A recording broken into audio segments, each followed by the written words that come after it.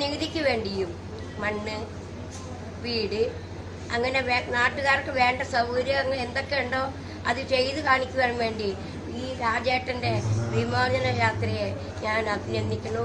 ആ ഒരു പാട്ട് ഞാൻ പാടി. ഇവിടെ ഞാൻ 30 കൊല്ലമായിട്ട് UDF പാട്ട് പാടി എല്ലാവരെയും ജയിപ്പിച്ചു. എന്നെ ഇപ്പോൾ അവർക്ക് കണ്ടാൽ അറിയില്ല.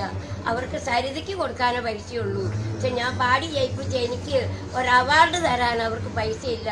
അപ്പം ആ വാശിക്ക് വേണ്ടി ഞാൻ പറഞ്ഞ എല്ലാവരോടും BJPയുടെ മീറ്റിംഗ് ഉണ്ടെങ്കിൽ ഞാൻ BJP സ്റ്റേജിൽ കയറും, ഞാൻ പാടും എന്ന് ഞാൻ വാശിയിൽ ഞാൻ ഈ രാജേട്ടൻ്റെ സ്റ്റേജിൽ കയറണം, അടുത്ത് നിൽക്കണം ആഗ്രഹത്തോടു കൂടി വന്നതാണ് മോനെ.